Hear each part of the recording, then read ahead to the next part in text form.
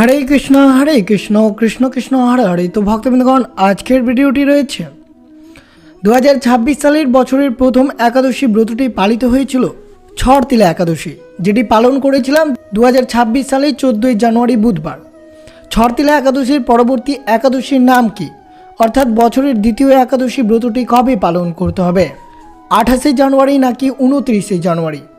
এই একাদশী ব্রত পালন করলে সনাতন ধর্মে অর্থাৎ যে সকল ভক্তরা এই পবিত্রতম একাদশী ব্রতটি পালন করবেন তাদের জীবনে কি প্রভাব পড়তে পারে। এই একাদশী ব্রত পালন করলে শ্রীকৃষ্ণের অপার আশীর্বাদ ভরে থাকবে, এর ফলে পরিবারের সুখ সমৃদ্ধিতে ভরে থাকবে। তাই বিশেষ করে ছড়তিলা একাদশীর পরবর্তী একাদশীর নাম হচ্ছে ভৌমি বা জয়া একাদশী। যে একাদশী ব্রতটি আপনারা কবে পালন করবেন, কিভাবে ব্রতটি সম্পূর্ণ করবেন এবং ব্রত পালনের মাহাত্ম্য কী রয়েছে, আর এই ব্রত পালনের ফলে আপনাদের জীবনে কি কি পরিবর্তন আসতে পারে, বিশেষ করে শ্রীকৃষ্ণের অপার আশীর্বাদ লাভ করা যায় এই ভৌমি বা জয়া একাদশী ব্রতটি পালন করলে। এবং এই ব্রতের পালন কখন করবেন, পালনের সঠিক সময় কি, সব কিছু আপনাদের সাথে বিস্তারিতভাবে তুলে ধরা হবে। তা অবশ্যই ভিডিওটি আপনারা শুরু থেকে শেষ পর্যন্ত ভক্তি সহকারে শ্রবণ করবেন। আর চ্যানেলে নতুন হয়ে থাকলে দয়া করে চ্যানেলটিকে সাবস্ক্রাইব করবেন, লাইক করবেন, কমেন্টে ভক্তি ভালোবাসা শ্রদ্ধা দিয়ে জয় শ্রীকৃষ্ণের জয় লিখে দিতে ভুলবেন না এই শুভ দিনটিতে। অবশ্যই ভিডিওটি আপনারা শুরু থেকে শেষ পর্যন্ত ভক্তি সহকারে শ্রবণ করুন। 2026 সালের বছরের প্রথম একাদশী ব্রতটি পালন করেছিলাম 14 জানুয়ারি বুধবার। যে একাদশীর নামটি ছিল ছড়তিলা একাদশী। ছড়তিলা একাদশীর পরবর্তী একাদশী ভূমি বা জয়া একাদশী। যে একাদশী ব্রতটি আপনারা কবে পালন করবেন, 28 জানুয়ারি নাকি 29 জানুয়ারি, সেই সময়টি অবশ্যই জেনে নেবেন। এবং যে সকল ভক্তরা এই ব্রতটি পালন করবেন তাদের জীবনে কী পরিবর্তন আসতে চলেছে। যেহেতু সনাতন ধর্মের একাদশী ব্রতকে অত্যন্ত পবিত্র এবং ফলদায়ক বলেই মনে করা হয়। প্রতি মাসের শুক্লপক্ষ এবং কৃষ্ণপক্ষে একাদশী তিথিতে ভগবান বিষ্ণুর উপাসনা করা হয়। এই একাদশীগুলির মধ্যে বিশেষ কিছু একাদশী রয়েছে যার মধ্যে ভূমি বা একাদশীর ধর্মীয় গুরুত্ব এবং গভীর অনেক রয়েছে। বছরে 24টি একাদশীর মধ্যে সর্বশ্রেষ্ঠ এবং সর্বপূর্ণ একাদশী হচ্ছে জয়া বা ভূমি একাদশী, যেটি মাঘ মাসের শুক্লপক্ষের 11তম দিন এই একাদশী ব্রতটি পালন করা হয়ে থাকে। এই ব্রতকে জয়া একাদশী বলা হয়ে থাকে। অনেক শাস্ত্রে ভূমি বা ভৌম একাদশীও বলা হয়ে থাকে।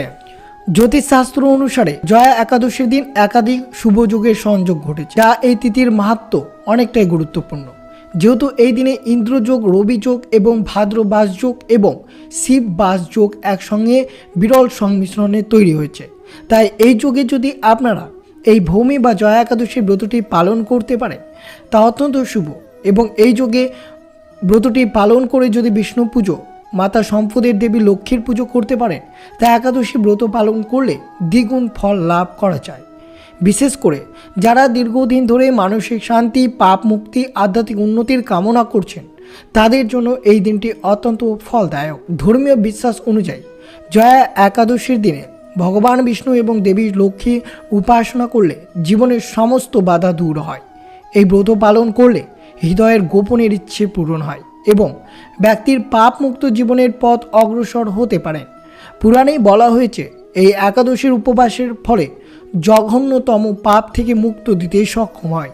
শাস্ত্রে আরও বলা রয়েছে এই ভৌমি বা জয়া একাদশী ব্রত পালন করলে ব্রহ্মা হত্যার মতো মহাপাপ থেকে মুক্তির কথা উল্লেখ রয়েছে, যা এই ব্রতের গুরুত্বকে স্পষ্ট করেছে। জয়া বা ভূমি একাদশী ব্রত পালন করলে অবশ্যই আপনার ভূত, পিশাচ এবং নেতিবাচক শক্তি থেকে মুক্তির ব্রত হিসেবে দেখা যায়। ধর্মগ্রন্থে বলা হয়েছে এই দিন নিষ্ঠার সঙ্গে উপবাস এবং বিষ্ণুর নাম স্মরণ করলে জাগতিক আসক্তি, অশুভ কামনা দূর হয় এবং মানসিক বিশুদ্ধতা লাভের পাশাপাশি আত্মার উন্নতি ঘটে। এই কারণে অনেক সাধক ভক্ত এই একাদশীকে মোক্ষদায়িনী একাদশী বলা হয়ে থাকে। 2026 সালের দ্বিতীয় একাদশী অর্থাৎ ভৌমি বা জয়া একাদশী ব্রতটি আপনারা কবে পালন করবেন, বিশেষ করে 28 জানুয়ারি নাকি 29 জানুয়ারি? তো অবশ্যই সকল ভক্তরা এই ভৌমি বা জয়া একাদশী ব্রতটি পালন করবেন 2026 সালের 29 জানুয়ারি বৃহস্পতিবার। এই শুভ দিনে আপনাদেরকে এই একাদশী ব্রতটি পালন করতে হবে। এই দিনে ভগবান বিষ্ণুর কৃপা লাভের জন্য অত্যন্ত শুভ বলেই মনে করা হয়। এবং পরের দিন অর্থাৎ দ্বাদশী তিথি 30 জানুয়ারি শুক্রবার এই শুভ দিনে আপনাদেরকে এই ভৌমি বা জয়া একাদশীর ব্রতের পালন করতে হবে। অবশ্যই পালনের সঠিক সময় তা তুলে ধরা হবে, তা আপনারা অবশ্যই মনোযোগভাবে শ্রবণ করবেন। যদি আপনারা পালন না করেন তাহলে ব্রতের কোনো পূর্ণ ফলাফল পাওয়া যাবে না। আর ভৌমি বা জয়া একাদশীর দিন কিভাবে পুজো অর্চনা করবেন তা একটিবার হলেও শ্রবণ করবেন। যদি আপনারা এইভাবে পুজো আরাধনা করতে পারেন তা আরও শুভ ফলদায়ক হতে পারে। যে সকল ভক্তরা ভৌমি বা জয়া একাদশীর ব্রতটি ভক্তি নিষ্ঠা সহকারে এই ব্রতটি পালন করবেন তো অবশ্যই শ্রবণ করুন এই জয়া বা ভৌমি একাদশীর দিন আপনারা কিভাবে পুজো অর্চনা করবেন। প্রথমত অবশ্যই মনে রাখতে হবে এই দিন অবশ্যই আপনাদেরকে ব্রহ্মা মুহূর্তে ঘুম থেকে উঠতে হবে। ভোর 4টে থেকে 6টার মধ্যে অবশ্যই ঘুম থেকে উঠে অবশ্যই পবিত্র স্নান করবেন। পবিত্র স্নান বলতে আপনার অবশ্যই যদি বাড়ির আশেপাশে কোনো নদী বা গঙ্গা নদী থেকে থাকে তাহলে অবশ্যই সেই নদীতে স্নান করুন। যদি না থাকে তাহলে অবশ্যই বাড়িতে 1 বালতি জলে সামান্যটুকু হলুদ, তিল এবং তুলসী পাতা এবং গঙ্গা জল মিশিয়ে আপনারা স্নান করবেন। এবং এই শুভ দিনে অবশ্যই আপনারা কালো পোশাক পরিধান করা থেকে এড়িয়ে চলবেন, বিশেষ করে হলুদ এবং সাদা বস্ত্র পরিধান করবেন। এবং অবশ্যই মনে রাখবেন যাতে এই দিন বাড়িঘর কোথাও আবর্জনা না লেগে থাকে। বিশেষ করে এই দিনে আপনারা বাড়িঘর পরিষ্কার পরিচ্ছন্ন রাখবেন। পুজোর বেদি স্থাপন করবেন এবং একটি প্রদীপ জ্বালাবেন। ভগবান বিষ্ণুকে জল, ফুল, ফল, ধূপ এবং তুলসী পাতা অর্পণ করবেন। বিশেষ করে ভগবান বিষ্ণু নৈবেদ্যে এই দিন হলুদ ফল, হলুদ ফুল, হলুদ মিষ্টান অবশ্যই নিবেদন করবেন। কিন্তু তার পাশে অবশ্যই আপনারা নৈবেদ্যে তুলসী পত্র যোগ করবেন।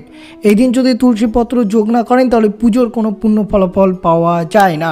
আর অবশ্যই আপনারা জানেন যেহেতু একাদশী এবং দ্বাদশীতে তুলসীপত্র চয়ন অর্থাৎ তুলসীপত্র অর্পণ করতে নিষিদ্ধ রয়েছে, তাই অবশ্যই আপনারা আগের দিন অর্থাৎ দশমী তিথিতে তুলসীপত্র রোপণ বা অর্পণ করে নেবেন।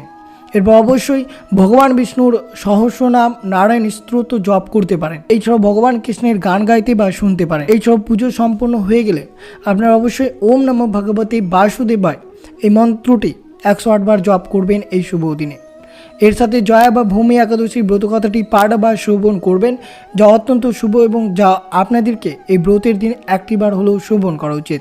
যদি শ্রবণ না করেন তাহলে ব্রতের কোনো পূর্ণ ফলাফল পাওয়া যায় না। এবং ভগবান বিষ্ণুর সম্মানে রাতের প্রার্থনা এবং জাগরণ করতে হবে। এইভাবে আপনারা এই ভৌমি বা জয়া একাদশীর ব্রতটি পালন করবেন।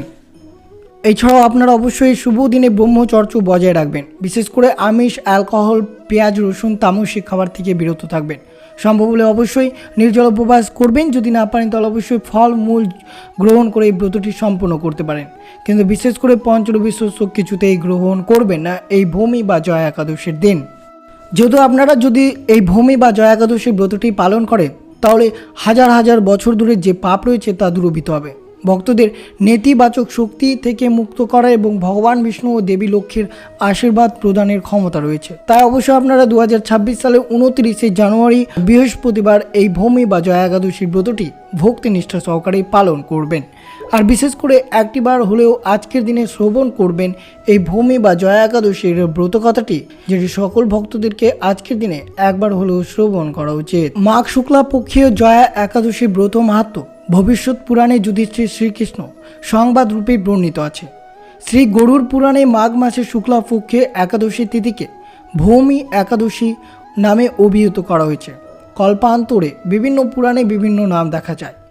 পদ্মপুরাণ অনুসারে জ্যৈষ্ঠ মাসের শুক্লপক্ষে একাদশীর নাম পাণ্ডব নির্জলা বা ভীম সেনী বা ভৌমি একাদশী। যুধিষ্ঠির বলেন, হে কৃষ্ণ, আপনি কৃপা করে মাঘ মাসের শুক্লপক্ষের একাদশী সবিস্তারে আপনার বর্ণনা করুন। শ্রীকৃষ্ণ বললেন, হে মহারাজ, মাঘ মাসের শুক্লপক্ষীয় একাদশী জয়া নামে প্রসিদ্ধ। এই তিথি সর্বপাপ বিনাশিনী, সর্বশ্রেষ্ঠা, পবিত্র, সর্বকাম ও মুক্তি প্রদায়িনী। এই ব্রতের ফলে মানুষ কখনো প্রেত আত্মা প্রাপ্তি হয় না। এই একাদশীর সম্পর্কে আপনাকে বিস্তারিতভাবে শোনা হচ্ছে, তা মনোযোগভাবে শ্রবণ করুন। এক সময় স্বর্গলোকে ইন্দ্র রাজত্ব করছিলেন। সেখানে অন্য দেবতারাও বেশ সুখে ছিলেন। তারা পারিজাত পুষ্প শোভিত নন্দন কানন অপ্সরাদের সাথে বিহার করতেন। একদিন 50 কোটি অপ্সরা নায়ক দেবরাজ ইন্দ্র স্বেচ্ছায় আনন্দ ভরে তাদের নৃত্য করতে বললেন। নৃত্যের সাথে গর্ধম্বগণ গান করতে লাগলেন। পুষ্প দত্ত, চিত্রসেন প্রভৃতি প্রধান প্রধান গন্ধর্বেরা সেখানে উপস্থিত ছিলেন। চিত্রসেনের পুত্রের নাম মালিনী। পুষ্পবন্তী নামে তাদের এক কন্যা ছিল। পুষ্পদত্তের পুত্রের নাম মাল্যবান। এই মাল্যবান পুষ্পবন্তী রূপে মুগ্ধ হয়েছিল। পুষ্পবন্তী পুনঃ পুনঃ কটাক্ষ দ্বারা মাল্যবানকে বশীভূত করেছিলেন। ইন্দ্রের প্রতিবিধানের জন্য তারা দুইজনের নৃত্য গীতের সেই সভায় যোগদান করেছিল, কিন্তু একে অপরের প্রতি আকৃষ্ট থাকায় উভয়ের চিত্ত বিভ্রান্ত হচ্ছিল। সেখানে তারা পরস্পর কেবল দৃষ্টিবদ্ধ অবস্থায় দাঁড়িয়ে থাকলো। ফলে গানের ক্রমে বিপর্যয় ঘটল।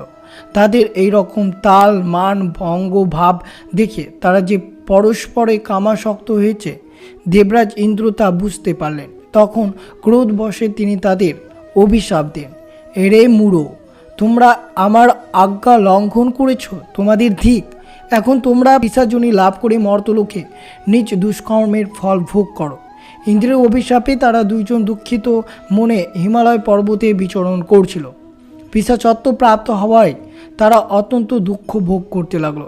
হিমালয়ের প্রচণ্ড শীতে কাতর হয়ে নিজেদের পূর্ব পরিচয় বিস্মিত হলো। এইভাবে অতি কষ্টে সেখানে দিন যাপন করতে লাগলো।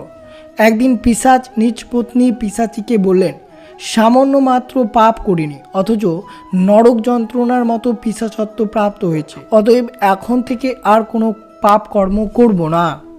এইভাবে চিন্তা করে তারা সেই পর্বতে মৃত প্রায় বাস করতে লাগলো।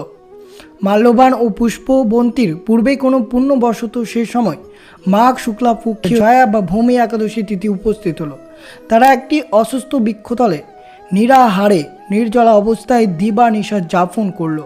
শীতের প্রকোপে অনিদ্রায় রাত্রি অতিবাহিত হলো। পরের দিন সূর্যোদয়ে দ্বাদশী তিথি উপস্থিত হলো। জয়া একাদশীর দিন অনাহারে ও রাত্রি জাগরণে তাদের ভক্তির অনুষ্ঠান পালিত হলো। এই ব্রত পালনের ফলে ভগবান বিষ্ণুর কৃপায় তাদের পিশাচত্ব দূর হলো। তারা দুইজনে তাদের পূর্বরূপে ফিরে পেল। তারপর তারা স্বর্গে ফিরে গেল। দেবরাজ তাদেরকে দেখে অত্যন্ত আশ্চর্য হলেন। তিনি জিজ্ঞাসা করলেন, কোন পুণ্য ফলে তোমাদের পিশাচত্ব দূর হলো? আমার অভিশাপ থেকে কে তোমাদের মুক্ত করল? মাল্যবান বললেন, হে প্রভু, ভগবান বাসুদেবের কৃপায় জয়া একাদশীর ব্রতের পুণ্যের প্রভাবে আমাদের পিশাচত্ব দূর হয়েছে। তাদের কথা শুনে দেবরাজ ইন্দ্র বলল, হে মাল্যবান, তোমরা এখন থেকে আবার অমৃত পান করো। একাদশীর ব্রতে যারা আসক্ত এবং যারা কৃষ্ণ ভক্তি পরায়ণ তারা আমাদের পূজ্য বলে জানাবে। এই দেবলোকে তুমি পুষ্পবন্তীর সাথে সুখে বাস করো। হে মহারাজ, এই জয়া একাদশী ব্রত ব্রহ্মা হত্যাজনিত পাপকেও বিনাশ করে। এই ব্রত পালনের সমস্ত প্রকার দানের ফল লাভ হয়। সকল যজ্ঞ তীর্থের পুণ্য ফল এই একাদশীর প্রভাবে আপনা হতেই লাভ হয়। অবশেষে মহানন্দে অনন্তকালে বৈকুণ্ঠ বাস হয়। এই জয়া একাদশী ব্রতকথা পাঠ বা শ্রবণে অগ্নিষ্ঠম যজ্ঞের ফল পাওয়া যায়। তো অবশ্যই আপনারা শ্রবণ করলেন জয়া বা ভূমি একাদশীর ব্রতকথাটি, যেটি 2026 সালের 29শে জানুয়ারি শুক্রবার। এই ব্রতটি আপনাদেরকে ভক্তি নিষ্ঠা সহকারে এই ব্রতটি পালন করতে হবে। যদি পালন না করেন তাহলে ব্রতের কোনো পূর্ণ ফলাফল পাওয়া যাবে না। তো অবশ্যই সকল কৃষ্ণ ভক্তরা এই শুভ দিনের ব্রতটি পালন করে তবে এই ব্রত কথাটি শ্রবণ করুন, তাহলে অবশ্যই আপনাদের সকল মনস্কামনা এবং শ্রীকৃষ্ণের অপার আশীর্বাদ লাভ করতে পারবেন। তো এই ছিল ভিডিওটি ভালো লাগলো অবশ্যই চ্যানেলটিকে সাবস্ক্রাইব করবেন, লাইক করবেন, কমেন্টে ভক্তি ভালোবাসা শ্রদ্ধা দিয়ে জয় শ্রীকৃষ্ণের জয় লিখে দিতে ভুলবেন না। এবং ভিডিওটি আপনার আত্মীয় ভক্ত বা বন্ধুদের সাথে অবশ্যই শেয়ার করবেন। সুস্থ থাকবেন, সতর্ক থাকবেন। জয় শ্রীকৃষ্ণ, রাধে রাধে।